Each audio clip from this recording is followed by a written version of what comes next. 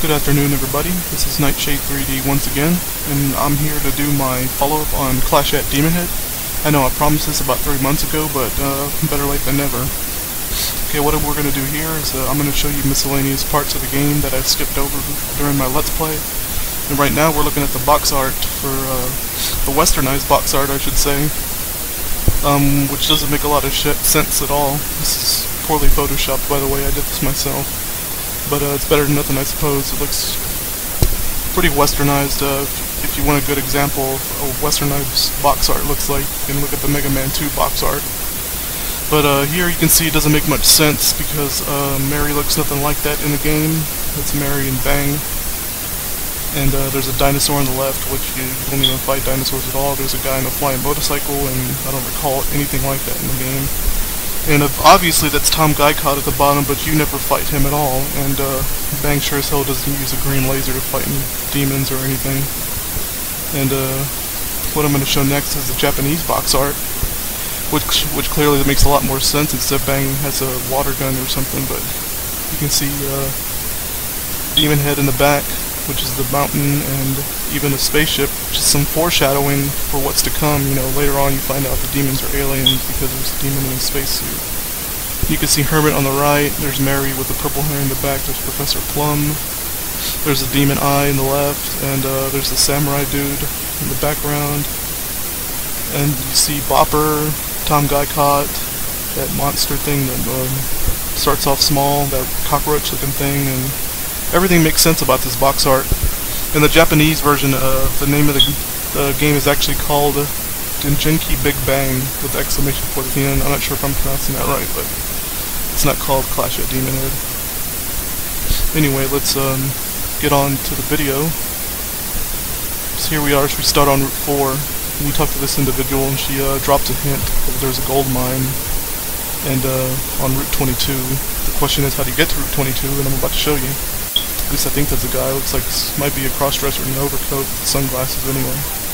Here on Route 5, if you ever catch yourself without a shop, let's say you bought some stuff and you forgot to buy an extra shop, you can come to Route 5 and use a free shop. Just get on that ledge where it says welcome, and a shop will drop down. And here you're going to drop down in your aqua lung and go all the way bottom. We're going to get some extra gold. This is the part I was referring to, that you can get some extra gold if you want to.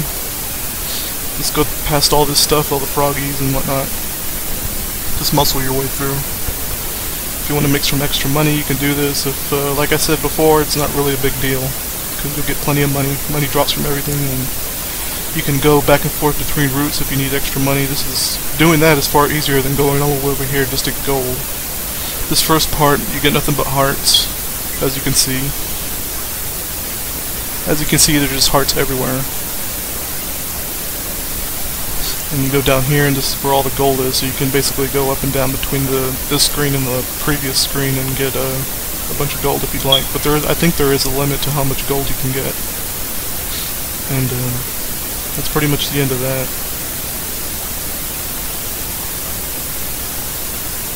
In this next part here, we're going to go to Route 32 and find Joe.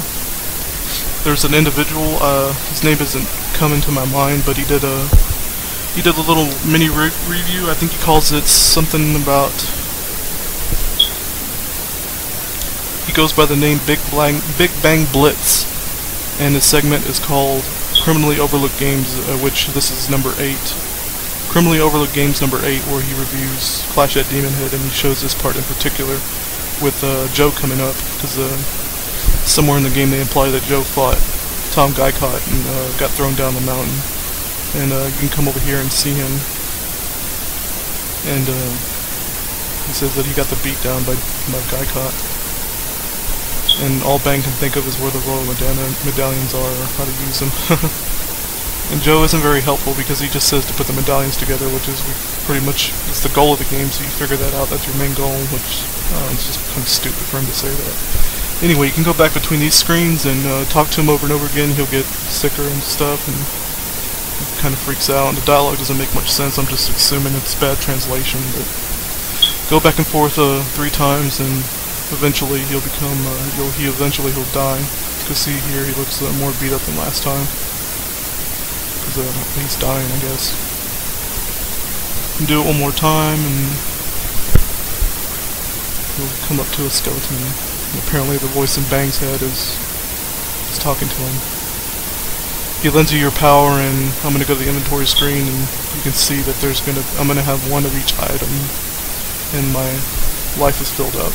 You get one of each item.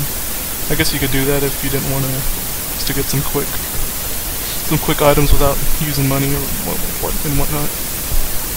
This next part I'm going to show the 5 hermit forces. You can see number 3 is levitation, number 4 is energizer, you reach full power, number 5 is karate power, which isn't very practical considering how much power it costs to use it. How much force it uses. You can see here he's invincible for 30 seconds and he does his little kicks instead of using his gun.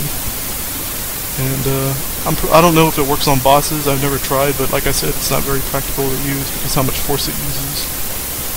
And you're probably better off using your force on other things besides this.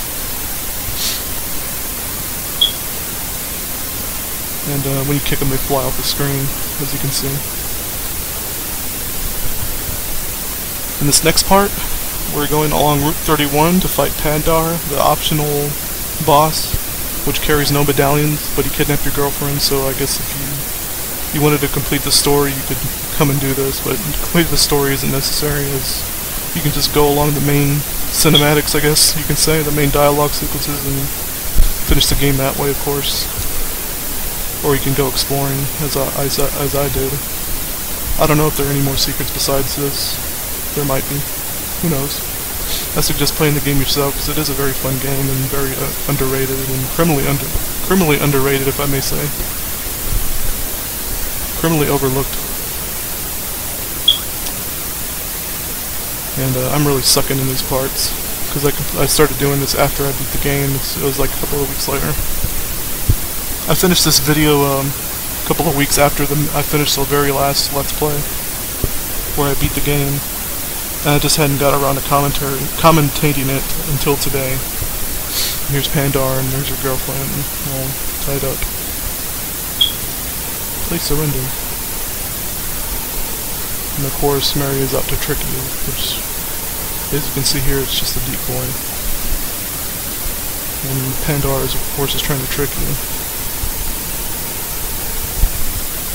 This is actually a pretty important part if you're not knowing where to go, because they give you a hint of where to go next. You'll find out soon enough. And as you can see, their bosses don't trust him with medallions, so he doesn't drop any medallions. What you can do with this boss is either equip your jetpack or the boots, and then jump up and kill him. I think they share the same health. I'm not sure, but he'll come down eventually, and from here you shoot him in the head, get close to him as possible, and then go where the gap is. As you can see, you shoot the very bottom head so you won't get hit. You can beat him easily and just stand there. And don't do what I do, which is getting hit. Doesn't take very many shots. It takes about 6 or 7 shots and he's done for. It's a very easy boss. Earlier I said that he was not hard but not easy, and I lied. He's just easy as shit apparently, because I beat his ass. You don't get anything for your troubles except for full health and a route to walk back through unless you teleport out, obviously. In this next part I'm going to show you the bad ending, which is just getting all the medallions wrong. Not put them in order like here. I was just mashing A to get the bad ending real quick.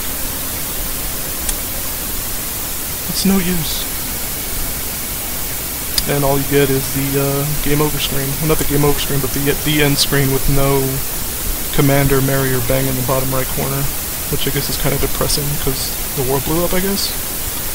Anyway, that's it for this follow-up, and I hope you enjoyed it, and see you on my next Let's Play.